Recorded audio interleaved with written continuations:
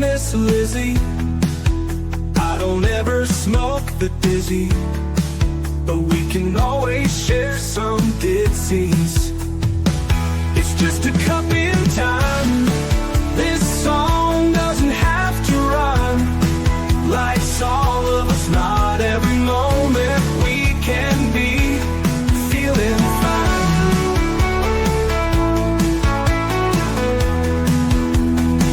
I wanna share a moment, just a second if you will, maybe even a cup of thrill.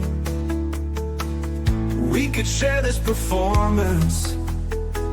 It's tea time, come sit with me. Well, welcome guys, Miss Liz in the house, and today I have Jacqueline Boylan in the house, and we're going to talk about her children's book, and we're going to talk about her tea as well, and her tea is Love, Rescued, and Survived. That is the tea we are serving in the house. But before we get started, you guys know how Miss Liz rolls. Get over to all those platforms: Facebook, TikTok, LinkedIn, Instagram, Allianceable, Blue Notes, Blue Sky, Lemonade, Clapper, all those good platforms. Give those likes and follow and subscribe. If you notice that the guests are on those platforms as well, give them a follow and subscribe, because that's how we do make a difference with tea. Jump over to the podcast apps: Podbean, iHeartRadio, Deezer, Apple Podcasts, Spotify, all those good platforms. And then jump over to babyboomers.org. Miss Liz has been partnered with them for over 3 years. If you're looking to be featured on different podcasts and Miss Liz doesn't offer you what you're looking for, you can jump over there and pitch your story to them, and they will be happy to serve you over there as well. So check over on babyboomers.org. Let's get started with disclaimer and then a beautiful intro, and then we're going to get Jacqueline in here. We're going to have some fun today with all of you guys out there. Disclaimer for Miss Liz's Tea Time live show. Miss Liz's Tea Time is a global platform dedicating to sharing real-life stories, diverse perspectives, and meaningful conversations that inspire awareness, healing, and connection. Miss Liz is going live using StreamYard. Before leaving a comment during the live broadcast, please grant StreamYard permission to display your name at StreamYard.com. Please be advised that all the content brought forward during any Tea Time show is presented in good faith. However, discussions may include opinions, beliefs, and perspectives that do not necessarily represent the views of Miss Liz or the Tea Time platform. Information shared by guests is based on their own experiences and is perceived to be accurate at the giving time of airing. All guests, viewers, and participants are responsible for using their own good judgment when considering any action or decision that may relate to these discussions. Some episodes may cover sensitive topics, including but not limited to trauma, abuse, grief, mental health, and other emotionally triggering subjects. Listeners' and viewers' discretion is strongly advised. Tea Time with Miss Liz is an open discussion forum designed to offer insight, inspire awareness, and create connection. It is not a substitute for professional, medical, legal, or therapeutical advice. If you require professional support, please seek assistance from qualified professionals or trusted resources in your area. If you have any questions regarding this disclaimer or the content of your discussion, you are welcome to contact me, aka Miss Liz, directly at Miss Liz, bookingmissliz@gmail.com, or visit my link tree at Miss Liz's Tea Time. By choosing to participate in, comment on, or view these live shows, you acknowledge and accept this disclaimer. Your participation is entirely voluntary. Miss Liz welcomes you to join the conversation with an open heart, and if at any time you feel this platform is not right for you, I respect your wishes and decision and welcome you back whenever you are ready. Tea Time with Miss Liz is serving truth and awareness one cup at a time. Well, welcome to Tea Time with Miss Liz, where every conversation reminds us that every life's deepest wounds can become the place where hope begins to grow. Today, we are honored to welcome an extraordinary woman whose life story is one of resilience, compassion, unwavering faith, and the incredible strength of the human spirit. Please join me in welcoming Jacqueline K. Boylan, author of A Broken Twig Can Sprout, certified registered nurse, educator, storyteller, and passionate advocate for children who have experienced trauma and adversity. Raised by her beloved great-grandmother in Brooklyn, New York, Jacqueline experienced profound loss at a very young age. By the age of 8, she had lost both of her parents to substance abuse. At 12, she lost her maternal grandmother to pancreas cancer, and years later, she lovingly cared for the woman who raised her, her great-grandmother, until her peaceful passing from breast cancer at the remarkable age of 103. Rather than allowing those experiences to define her, Jacqueline transformed her pain into purpose. Through A Broken Twig Can Sprout, she offers children and adults alike a powerful reminder that our circumstances do not determine our future. No matter how broken life may seem, Hope can still take root. Healing is possible, and every life has the ability to grow beyond adversity. Beyond her writing, Jacqueline enjoys photographing, bike riding, studying and teaching Bible, and has a deep appreciation for the American Sign Language, reflecting her lifelong commitment to communication, compassion, and serving others.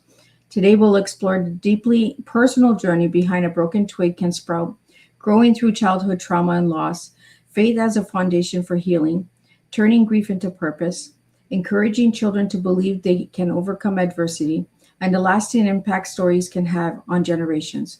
Jacqueline reminds us that sometimes the strongest trees begin as a broken twig that simply refuse to stop growing. So grab your favorite cup and join us for a heartfelt conversation filled with resilience, hope, and healing and real life tea, truth, experience, and awareness. And let me get Jacqueline in here and let's spill some tea. Welcome, Jacqueline. Hello. Thank you so There much we for go. having me. We got you back in here. Yes. Thank you for having me on.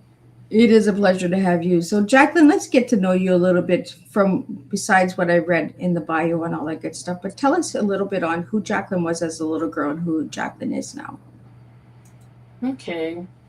So, Jackie, as a little girl, was a little girl who lived with her great grandma, who loved her grandma, who experienced a lot of loss. As you mentioned, I lost my mom when I was 7, lost my dad when I was 8. So, as a result of that, I had a lot of sadness. Um, but with the help of my grandmother, some teachers, good friends, I was able to, grow through it. Jackie, as an adult, after losing my grandmother, had to cope through some very difficult feelings of all that loss that I experienced. And at one point, the losses were overwhelming me, but I learned how to turn that pain into something purposeful. And so that's who I would say Jackie is today as an adult. Pain to purpose. I love it, because that's our greatest purpose is our pain. So, Yeah, I would say, if I didn't find purpose in the pain would just swallow me up. absolutely. And a Yeah, lot of people don't understand that when we say pain to purpose, right? Because if we let the pain eat at us, we're not growing, right? And correct. I love the title of your book. I'm going to pull your book up, so if you just want to share a little bit about what we're looking at for the audio listeners, and then we're going to get into it. But I want to understand what inspired you to write A Broken Twig Can Sprout. And here's the incredible book that we're talking about today on Tea Time. Sure. So on the cover, there's a little girl holding a twig and she's looking up at a tree. And the tree is symbolic of who she can be when she grows up as an adult. So she's looking up at this tree that's beautiful, that's powerful, that's strong, and with the hope in her heart that one day I will survive all the sadness that I've experienced. So could you tell us a little bit about what's in the book? Sure. So I'll tell you why I wrote it, and then I'll tell you about the storyline. So the book is actually the storyline of my life and things that have happened to me. Um, After my grandmother passed away, the only way I can explain it is like when I was a child, she was like a shield, right? So my mom passed away when I was 7. My mom actually was murdered when I was 7, and then my dad died the next year. And even though I went through those painful things, my grandmother was so loving that like she was my protector. She was a shield to the painful experiences. Um, and besides the loss of my parents, I also had an abusive relative, someone that I loved very much and kind of looked up to as a maternal figure since my mother was not there. But unfortunately, she was emotionally abusive, and so I would say when my grandmother passed, one of the most difficult things that I experienced was, not having my protector anymore. And then also this family member whom, I still love, despite the fact that she was abusive, having for the first time cope with the fact that she is not capable of loving me, right? That she was abusive. And so my nervous system got extremely overwhelmed. I end up in the emergency room exactly 1 year after my grandmother passed around her anniversary. And when I end up in the hospital, I was referred to a wonderful psychologist that helped me basically go all the way back to when my mom passed away, look at the root of this pain that I was experiencing from 30 years ago, um, and help me to see, why was it manifesting itself now? And so, as a result of that, I started writing Little Jackie a letter. And so, when I started writing Little Jackie a letter, I was trying to comfort her and let her know that it wasn't her fault, the things that happened to her. And that's how a broken twig can sprout was born. Because originally it was just a therapy. Because one thing that I was coping with and experiencing was a lot of guilt. Children who are abused, or people who are abused, not even children alone, but people who are abused tend to self blame. Maybe I could have been better. Maybe if I was kinder, maybe, and my brain was doing that. It was, what did I do to not make this woman love me? Um, it was really intense. And so I started writing this book, and the book starts off as Dear Little One, right? And what essentially I was trying to do was recall all the good and loving feelings that my grandmother gave me. When my grandmother was alive, I felt special. I knew that I was special. So I was trying to recall those positive feelings to my mind. And so, I start off with the young girl as a baby and all the way. So basically, the adult version of her is speaking to the little girl version of her and letting her know some things are going to happen to you. You're going to be sad, but it's not your fault. That was the key message that I wanted to get across in this book. Well, that's one of the questions that came in here is it comes in from Justina is what message do you hope every child takes from your book? That's an excellent question. So the message that I hope that every child takes away is that I don't want children to blame themselves. If you have a parent, a caregiver, somebody who's raising you, an aunt or uncle, and they're not capable to love you the way that you deserve to be loved. Children, they're too young to even understand that. When I was younger, I didn't understand that my relative wasn't capable, that she had emotional issues. Like I didn't understand that. So children, they just think it's my fault. I'm not good enough. I need to do something better. Maybe if I was smarter, maybe So the message that I want them to walk away with is it's not your fault. Bad things have happened to you, but it's not because of you. It doesn't mean that you're not lovable. Yeah. So that's the message. I really love, Jacqueline, that you say that, the adult spoke to the little girl, because that's part of the healing, right? Is speaking to the inner child, understanding that it wasn't our fault and where the shame and the guilt all hold, right? So in this book that you wrote, A Broken Twig Can Sprout, is it the adult speaking to the little girl in the story? Yeah, so that's actually adult Jackie speaking to little Jackie and trying to convince her. And I'll be 100% honest, it took a lot of work for me to get there. And even still, every now and then, those guilty feelings try to sneak back up. And the funny thing is, I'll read my own book and it'll remind me, like, no, it's not your fault. It's not your fault. But when you're used to someone telling you, oh, you're bad, that message gets kind of ingrained in your head. And so, yeah, so it's adult Jackie speaking to little Jackie. And the reason why I didn't name the character in this book is because I wanted any child to feel like it was them. Oh, I like that. So Yeah. the little girl in the book has no name. No, she doesn't. It's I like just that, their little one. because it makes it personal for the person who's reading it. Yes. So how long did it take you to write this book? Actually, it didn't take very long. It only, oh my goodness. I was like just pouring my heart out. So I think it took maybe 2 or 3 weeks, but what took the longest was the process of illustration, and that took about a year. And so I have an illustrator. She lives in Italy. She's amazing, and it was a little difficult at first. I'm a very emotional girl, and she's not. So a lot of times when I would tell her to draw a scene, we had to work at it until she was able to capture the emotion. And so it took about a year to get it done. Well, you wanted it perfect, right? You wanted it to be the way that you wanted to represent it.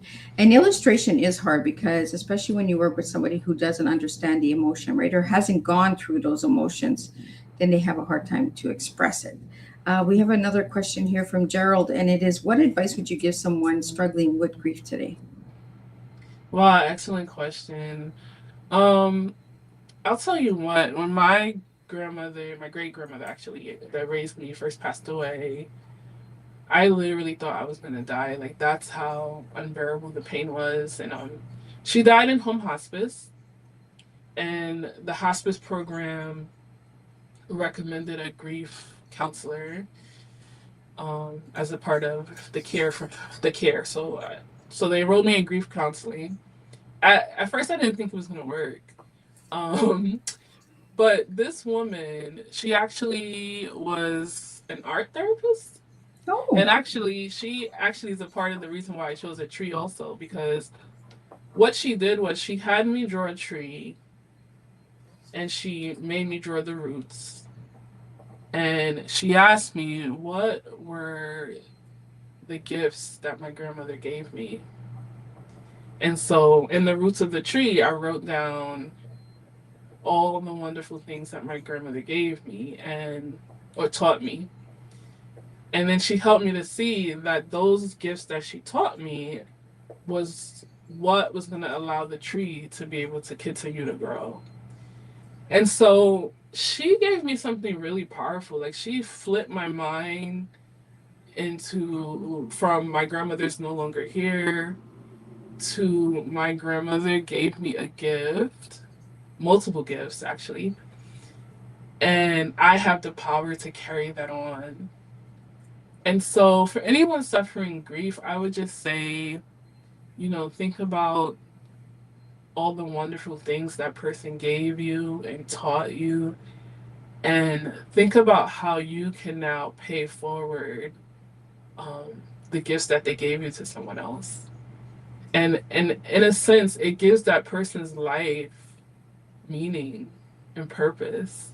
Um, I remember, I mean, I was really bad. I was really, really bad.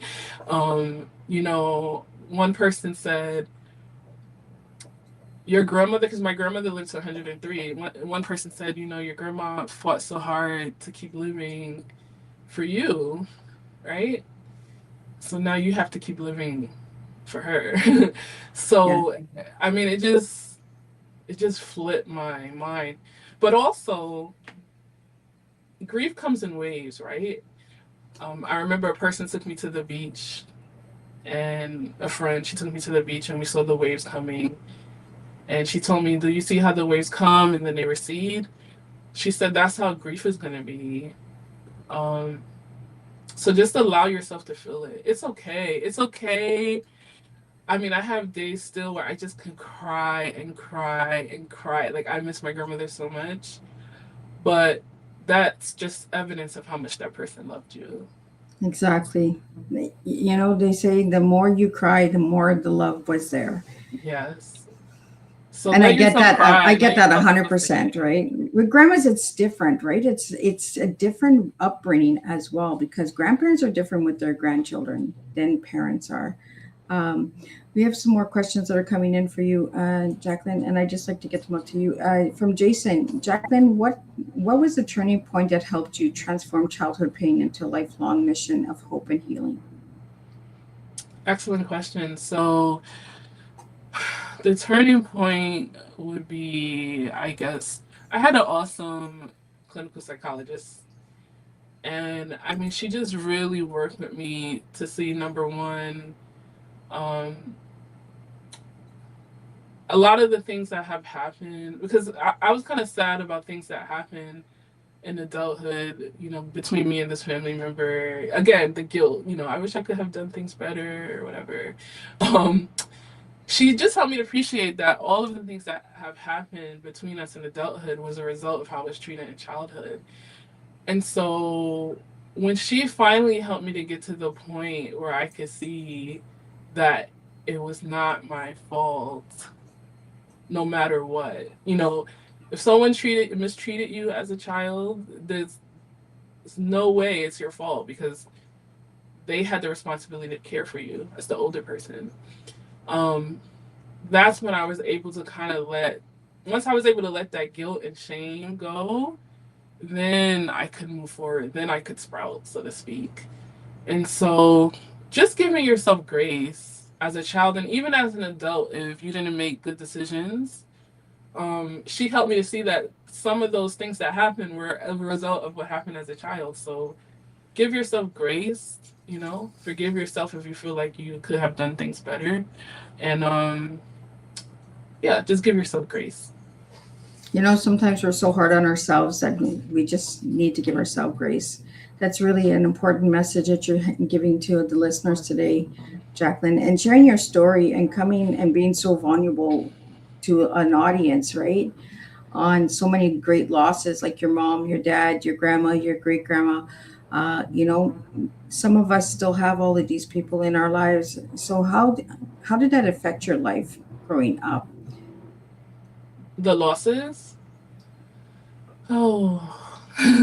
So when my great grandmother passed, just recently, I was actually diagnosed with complicated grief because it's like my brain just couldn't make sense of, everyone essentially who truly loved me as a child, was now gone with my great grandmother passing. And so um, I would say the loss that affected me the most as a child was obviously my mom. As I mentioned, my mom was murdered. She was a drug addict and she was found behind a schoolyard. And so I remember the police coming to our home, letting my grandmother know that they had found her. I mean, it was horrible. Like, I can't even describe, I remember that happened on a Saturday. I remember going to school on Monday and kids coming up to me like, I heard your mom died. And, I couldn't Yeah. even process it myself. And then the neighborhood, everyone was talking about it. And so that affected me the most. Because I didn't have my mom and then the other family member that I love was abusive. I tend to look forward for that nurturing in others, like in teachers. Um, you know, I would have to say I'm very grateful that I had wonderful teachers that did nurture me. And so I love teachers to this day. Like, teachers have such an amazing job and role in children's lives and are able to fill gaps. I think teachers don't get enough credit for what they do. They're more than teachers. They're with your child like 8 hours a day and they're like role models for the child. So yeah, and so then when my grandmother passed away when I was 12, she had pancreatic cancer. It was really sad. I mean, it just all of it was just really sad, and I think that's why when my great grandmother passed, during COVID, it tipped me over. Yeah. Yeah, it tipped me over. You mentioned something that we don't talk about much is the teachers, how we get drawn to the teachers for safety and for nurturing as well, right? Because if we're not getting it at home, we want it from the teacher. So, a lot of people will call them teachers' pets or, or brown nosers or, you know what I mean? Like they would, Yeah. like you just try to pull to the teacher, but you're actually looking for that nurturing. And that's something that we haven't ever mentioned on Tea Time is how much teachers impact children's lives. I know my grade 7 teacher, she was in one of my books and she wrote my forward and she taught 4 generations.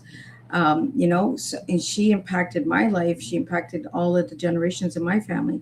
Was there one teacher that really stood out to you that you'd like to give a shout out to today? Yeah, I was just about to ask, can I mention one? So my fifth grade teacher, her name was Susan Alt. Um, she she changed the whole trajectory of my life.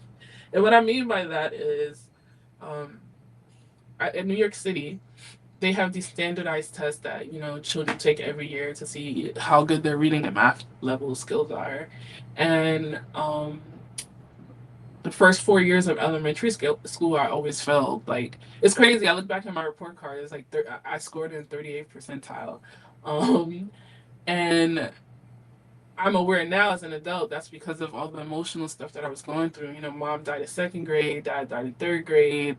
I always went to school crying. The teachers would call my grandmother. They didn't know what to do with me. I have report cards where they wrote something's wrong, but we don't, we don't know what. So I get to fifth grade. I have this teacher who just saw a light in me.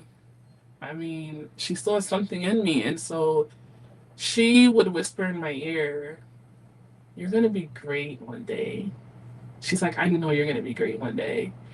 And all of that nurturing that she poured on me, that year I scored in the 99th percentile in reading and math. Like, she helped me to grow academically. She was actually the first teacher that realized that I could write, that I had some talent writing.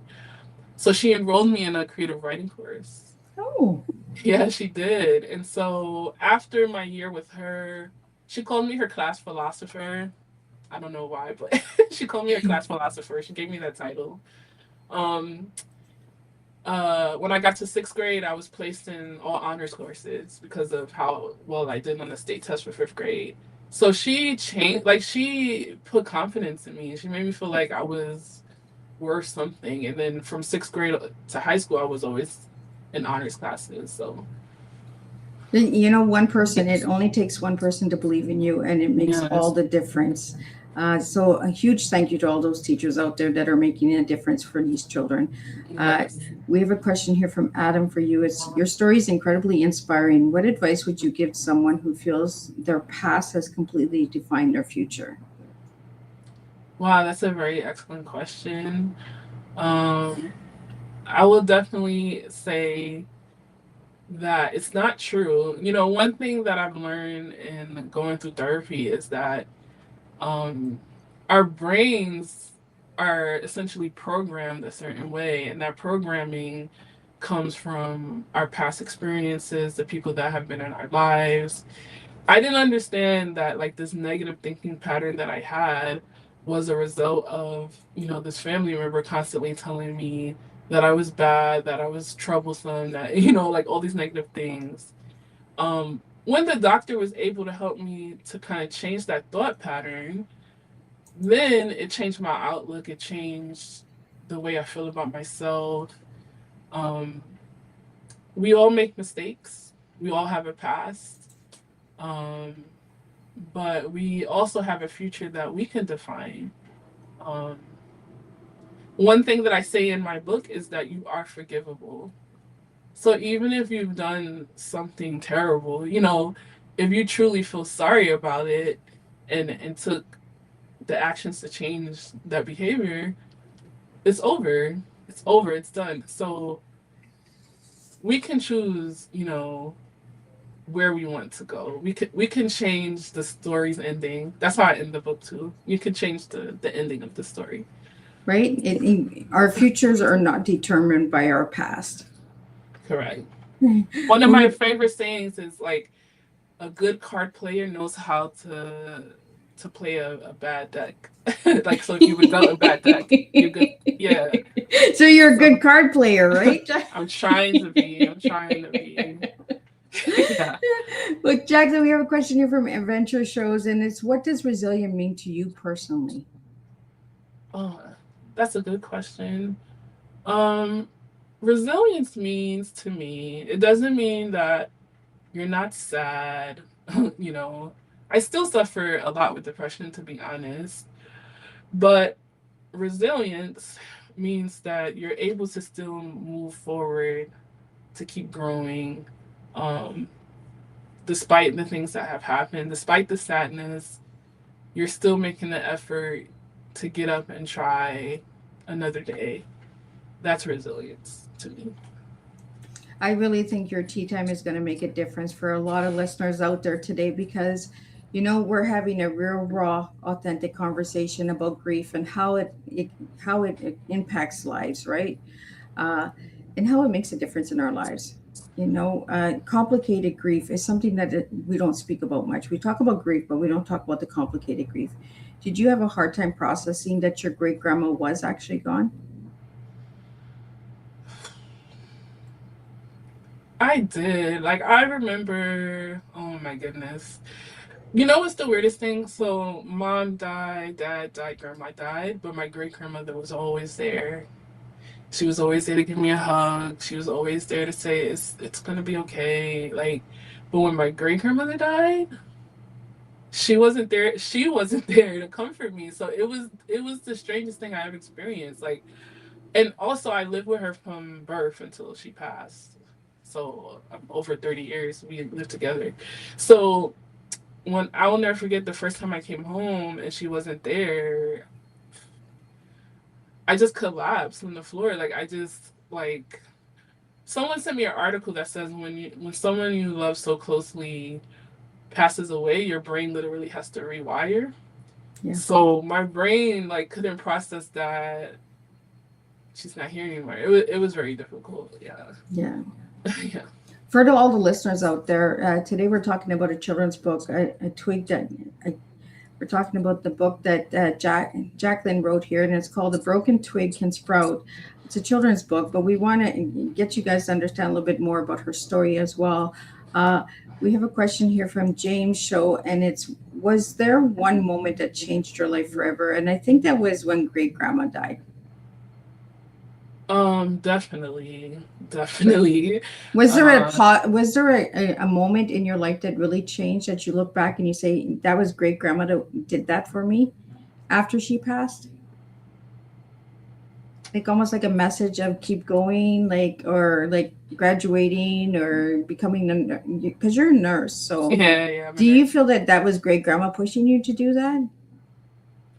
No, you know what I will say? What I will say and what I realized is my great grandmother gave me already everything that I needed to survive. Um, I kind of had this aha moment of, I went from how can I live? How can I continue to live without her? Being here without her, being the buffer between, me and other family members that are not so kind. How can I? But then I would remember conversations that we had. Um, just the memories that she gave me. It's like she already gave me everything that I need to survive. And so what I try to do on a daily basis is focus on that. Because unfortunately, what this experience has taught me is that when you've experienced any type of abuse, that tends to take over your brain. Yeah. I spent a lot of time ruminating, almost like trying to think my way out of, did this really happen? Did these things really happen to me? Um, and another reason why I wrote the book was because I was trying to force my brain to remember the good things that happened. Abuse can make your brain not remember those things. And so I try to make myself remember grandma gave you everything you need to Yeah. survive. Yeah. Well, it's true, right? Abuse has a long effect, and a lot of people say, "Well, I can heal you from it." It's a life journey, you know. And I've said this many times. I'd rather get beaten than have emotional abuse because the Yeah. emotional abuse plays on the mind all the time. It makes you second guess. It makes you question if it really happened, like you Yeah. mentioned. You know, did I do something wrong? Could I have done better? Could I love them more? Could I have not loved them enough? Like you're always questioning yourself, and then the shame starts to eat at you. Yeah. Yeah. Well, I we have a definitely agree. we have a question here from Mac, and it's how do you stay hopeful during difficult seasons?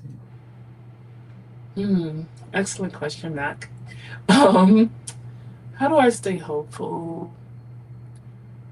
One thing I will say is, you know, as a child, like I wrote in the beginning of the book, the dedication to my grandmother, is that my grandmother taught me what God's love is.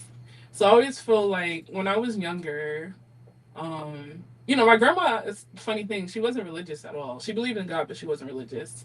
Um, but I always knew that, God was there. And I always felt loved by God because I felt loved by her. So she was like the representation of God's love. So when she passed away, of course, it was the first time I'm going through such painful, difficult emotions. But something that helps me is remembering that he loved me then and he still loves me now. So she may not, physically be here, she may not be present, but just having a personal relationship with God and knowing that um, he's present and he's there. And um, one of my favorite Bible scriptures is a promise that it's in Isaiah 65. It's also in the book. A form of the things that we're suffering now will not be called to mind in the future. And so just being a person of faith, I guess I would say carries me through. Well, a lot of people that don't believe in the scriptures and Bibles are not religious. They're really spiritual, right? They believe that God has given this life for a purpose, you know, and this life was given to you, Jackie, so that you could share your story today with all these tea timers, you Thank know. you. So, we have a question here from Randall, and it is, what has been the most rewarding part of your journey? I think the most rewarding part, when the book first came out, um, all of my friends super supportive. They bought it, and it's a children's book, but it was the adults that called me and were in tears and were crying and were saying, "You touched a place in me." I had one friend that said to me, her name is Monique. You saw little Monique. She's like, I don't even know how to thank you for that. So just that has been so rewarding, knowing that my word, like basically what I've learned is we're all scarred in some type of way from childhood. And so it's kind of been rewarding to see other people say, thank you for helping me feel that it wasn't my fault what happened to me. That's been amazing. Well, children's books have a way of doing that, right? More adults are buying children's books than people realize because it's an easy read. And then you can also use it with your children, your grandchildren, your great grandchildren, But sometimes those children books open up an inner child within us that we never were able to express. And Yeah. I really like that you didn't name the child in the book because it gives them that personal journey as well. Like your friend Monique said, you found the little Monique in me because you didn't name this child in the book, so she could see herself in the book. Yeah. So I was, and this is a friend who's been in my life for 20 years. And so to hear her say that was just, it was amazing. Yeah. It's been amazing hearing people say that. We have a question here from Rick, and it is, what has surprised you the most since publishing your book? Um, that's a good question.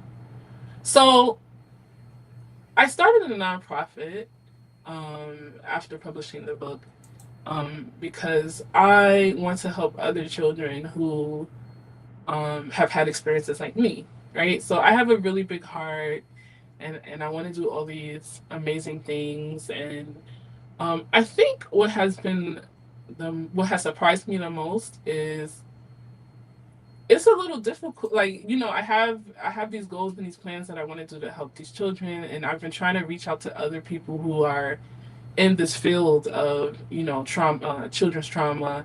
But it's been difficult to connect, you know with persons who have the same goal, I guess. So I would say that that was kind of surprising because I kind of thought, I mean, I guess um maybe a little naive, that hey, if I just shoot an email and say, hey, I want to help in this field, that I would get all this feedback. But that hasn't been the case. So I guess I would say that has been like the most surprising. Yeah. Well, don't give up, Jacqueline. Yeah. Keep knocking on those doors because it Yeah. only takes that one door to open, right? uh, we got to just keep knocking. Sometimes people are like not understanding what we're going for, but you Yeah. know, there's a reason why you're knocking on those doors. So keep knocking on those doors. And if you got to knock a couple times, you knock a couple times. You got this. Yeah, I Um, don't plan to give up at all. we have a question here from Kobe, and it is Miss Liz always brings amazing guests. Thank you guys. Jacqueline, what message do you hope every child who reads your book remembers forever? Great question. So, one thing that I realized in writing this book was how blessed I am that I had a great grandmother who lived long enough, loved me long enough that I was able to graduate from high school and then college too, right? Nursing school. Um, but I realized, man, like not every child has that, right? And not everybody has a cheerleader. So in my own little way, I hope that the cheering that I'm doing for the kids in this book will help them to see that like your life has purpose. Those bad things happen to you, but it doesn't mean that you don't have a bright future ahead of you, a wonderful future. I don't want kids to give up on themselves. That's kind of my message. And it's hard not to give up on yourself if you don't have support, right? You Yeah. don't have a support system. I will say that flat out. It's very difficult if you don't have cheerleaders. So, in my own little way, this book was written to cheer on the kids who have gone through so much pain and adversity. I just want to read out this comment that came in from Nick, and it says, "Thank you for advocating for children and families. Your work is making a real difference." Thank you so much, Nick. I appreciate that. So we have a question here from Gerald, and your faith shines throughout this conversation. How has it guided you during your most difficult seasons of life? Well, I guess I would say kind of like what I said before. Like I said, as a child, I knew that I was loved by God. I knew that, like He gave me my great grandmother because my mom, I didn't mention this part of the story. When I was 6 months old, my mom became homeless and she was walking around the street with me. And she also knew that my grandma was a safe place. It was her grandmother, my great grandmother. So she knocked on my great grandmother's door in the middle of the night, and my great grandmother said, "You are not going back outside with this baby." And that's how I ended up there. So so my great grandmother took me from my mom at 6 months. Um, and so I always knew like God loves me. God made sure that I was in a safe place with my grandmother, and so just not forgetting that because the world and abuse and people who aren't kind, they can try to make you forget, all the good things that have happened in your life. And so I make it my aim to not forget that. Well, we have a question here for you that came in, and it's, why is it important to talk openly about adverse childhood experiences, also known as the ACE? So that's a good question. I just started grad school a year ago, and my first semester we had to write this paper based on research, medical research, and I chose ACEs, and my mind was kind of blown away by what I read, like all the research that I found, and essentially, it's a it's a field of study that's not discussed too often. There's a couple of doctors out there that are, trying to spread the word about it. Um, but essentially, what they have discovered in medicine is a lot of the illnesses that we have as an adult is a result of some traumatic thing that happened in our childhood. So, I'll just give an example of this one doctor, and I was reading her book, and she's a pediatrician out in California. Her name is Dr. Nadine Burke, and she tells a story of a child that children kept coming in her office, with these different illnesses, but she couldn't figure out the source, right? Because we're doctors and nurses, so what do? We look for physical symptoms, physical causes. And long story made short, the child was 7 years old, but at the growth height of a 4-year-old. She ended up asking mom what happened at the age of 4, and then realized the child, I believe, was molested. And so basically stopped growing at that age. And so it's important to understand, you know, this medical research on adverse childhood experiences, because it explains, it's a reason why, you know, these different illnesses, autoimmune disease, different things might pop up in adulthood. And I think that's something that is not talked about enough. Yeah. Because again, as doctors and I'm a nurse, we look for physical symptoms. I'll just say it's amazing because I'm in nursing school for the second time because I'm in grad school. I graduated the first time from nursing school 16 years ago, and so the experience is completely different. Because the first time I went, you know, you learned about anatomy and physiology, you learned about disease, you learned about the medication that treats the disease. But now, my second time in nursing school, I'm learning more of the emotional and social things that happen in our lives that cause disease, which I didn't learn about the first time. So it's been very interesting. Well, for anybody that wants to know more about the ACEs, where could they find information about that? Um, there is actually this doctor, Dr. Nadine Burke. You can Google her. Um, she has a resource called, I believe it's called the ACEs Network. If you Google her name, it'll come up.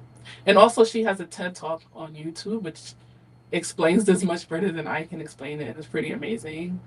And she also just did a podcast with Mel Gibbons, I believe.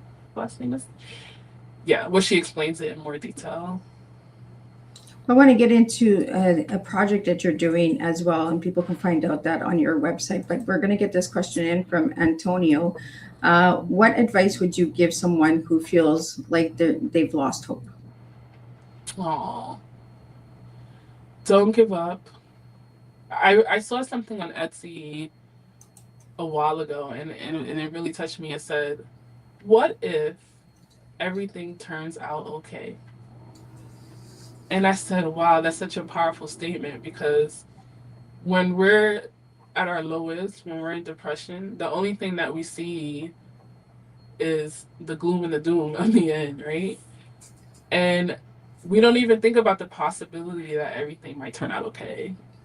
So I would say hold on to that thought. What if everything does turn out okay?" And that's something that my psychologist helped me with also. Um, she helped me to like reframe my mind into seeing a beautiful future. Like we would talk about the illustration of being a movie director, let's say. And she would ask me, well, what if you can change the ending scene of the movie? What would you want it to be? And so she helped me kind of reframe my mind into a positive future instead of always thinking that everything is going to be bad. Absolutely. Well, we have a website that's shown here on the screen, and it's Resilient House. So, can you tell us a little bit about Resilient House and Help Me Sprout? Okay. So I have two things going on. Resiliency House is the website for my books. So I wrote this one book, and my second book is coming out in October. The title of that one is A Piece of Mama's Heart. I really look forward to that one. It's dedicated to my mom and is written for um, children who had a parent with substance abuse disorder. Um, so if you're interested in purchasing my book, you can go straight to resiliencyhouse.org. Um, Help Me Sprout is the name of the nonprofit that I started. Right now, the website is undergoing some work, so if you type in it won't come up at this moment. But you can learn about Help Me Sprout also at resiliencyhouse.org. There's a link there and a donation page there as well if you're interested in donating. So, this quote, "Help me sprout," what does it mean to you? Great question. So it's obviously it's a piggyback off the book title, or Broken Twig and Sprout. So one of the themes in this book is, one of the themes of my life is that I don't think anybody could survive alone. You know, there's a saying, no man is an island, right? Yeah. So I was able to survive a lot of these things that I've experienced is because I had support. I had a grandmother that loved me. I had Miss Ald in 5th grade who told me that I was going to be somebody great. Um, every stage of my life, actually, I've had like this cheerleader. When I was in nursing school, I'm I'm naturally kind of quiet and shy. The dean of my nursing program told me that was my strength, and she told me that my mildness was going to be what made me a great nurse. So I've always had like these cheerleaders, whispering in my ear when I felt low. They made me kind of like, prop back up again. And so Help Me Sprout, the reason why I named that is because I don't believe that children who have suffered adverse childhood experiences can sprout without the help of a healthy adult. And Absolutely. so, yeah, so that's the goal of the nonprofit, is to kind of pull the community in. We need you. You can make a difference in whether a child survives trauma or not. And so that's the goal of the nonprofit, is to help the community get involved in the lives of children. And it takes a community to raise a child. So Yeah. so we need that community. So the community, and what area are you in, Jacqueline, so that we can get some of this community to reach out to you as well? So I'm in Queens, New York, specifically Long Island City, New York. And actually, I'm so excited because I have a couple of things in the works right now. So I love writing, as you know, and so and it's been very therapeutic for me. Writing this book has been very therapeutic for me. My favorite page actually is the page that when the older version says to the younger version, "I'm so sorry that those things happened to you." When the illustrator sent me that page, I was bawling. Just to hear those words, "I'm sorry," it did something for me. But so I decided to make a young people writers workshop, Oh, so that I can help other children use writing as a tool, a therapeutic tool, intervention. So and where can people get all the information for that on the website? yeah, on resiliencyhouse.org. So that's going to go up soon. That's in the works. I just found a local nonprofit that's 10 minutes away from me, that is open to partnering with other nonprofits to use their space.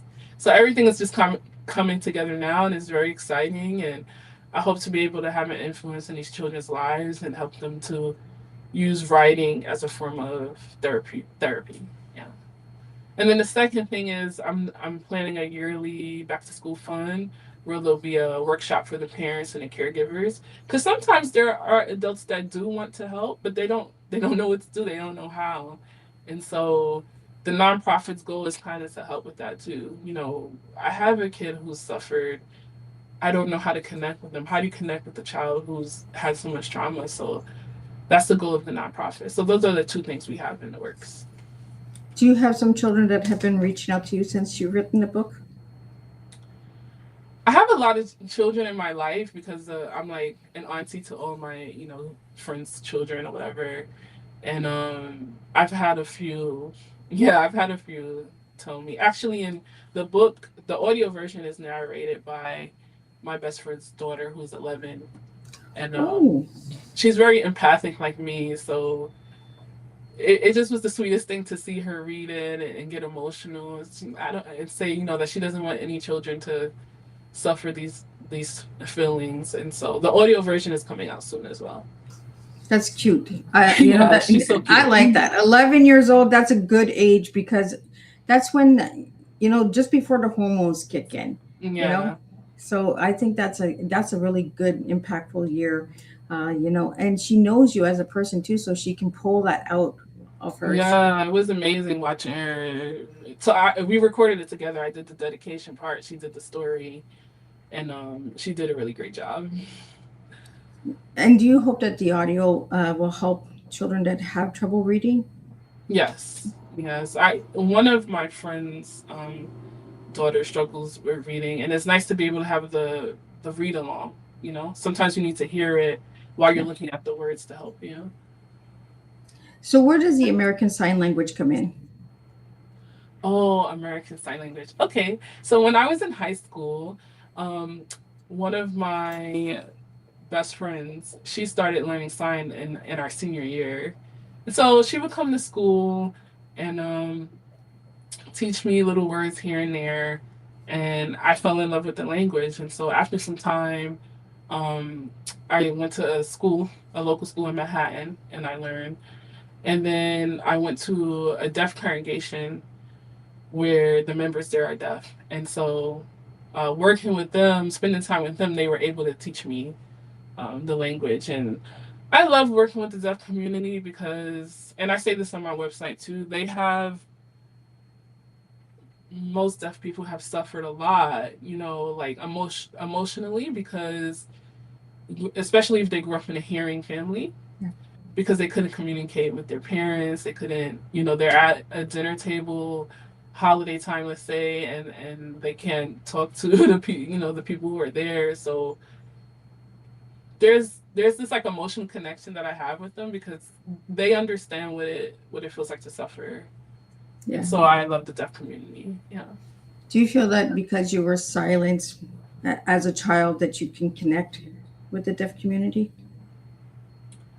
That's a good question. I feel like yes.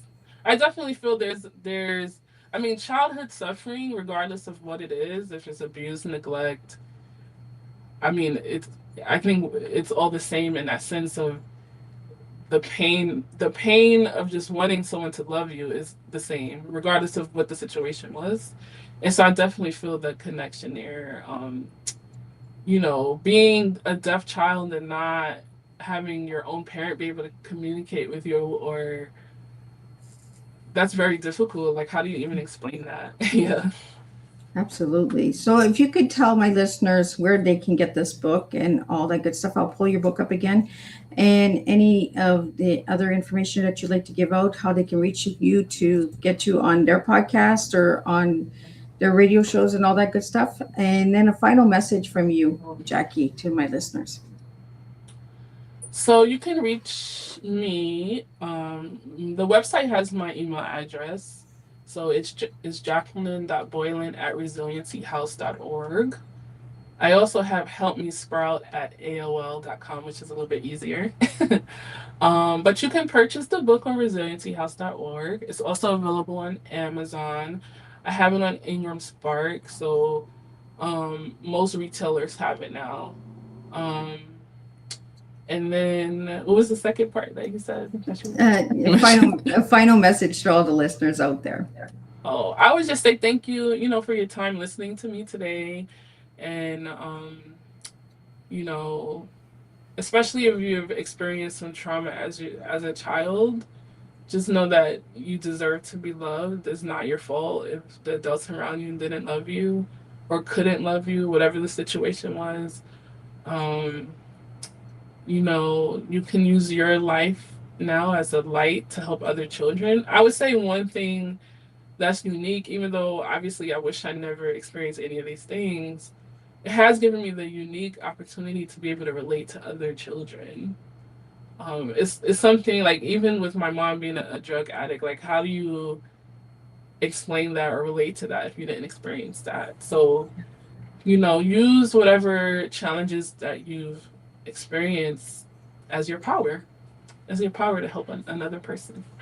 Well, thank you so much, Jacqueline. It was an honor to have you on Tea Time and to share your story and to get your children's book out there. To all the listeners and viewers that jumped in and brought your questions, thank you so much. I could not do this without all of you guys. We will be back at 7 p.m. with another Tea Time. But before we wrap up, Miss Liz has got her little wrap up here of what we spoke about today on Tea Time, and we'll leave you some food for thought. And I will see everybody at 7, and we'll do this all over again. But until then, what a moving and inspiring conversation we shared today. Jacqueline, thank you for bringing your courage, compassion, and unwavering faith to the Tea Time table. Today's conversation reminded us that our paths may shape us, but it never has limited us.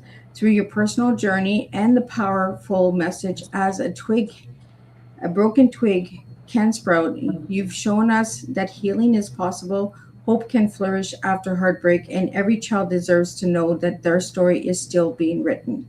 We explored childhood adversity, grief, faith, resilience, family, and the remarkable ability to love to help us grow through even life's most painful seasons. One of today's greatest takeaway is this: brokenness is not the end of the story. It is often where the new growth begins. Your work reminds us that compassion, kindness, and encouragement can change the course of someone's life, especially a child searching for hope. As we close today's tea time, I'd like to leave everyone with this thought. What part of your life have you have you been calling broken when it may simply be waiting for the opportunity to sprout into something stronger, wiser, and more beautiful than you've ever imagined? Because resilience isn't about never breaking, it is about choosing to keep growing. Jacqueline, thank you for sharing your remarkable journey and for reminding us that every child, every family, and every person deserves to know they are stronger than their circumstances.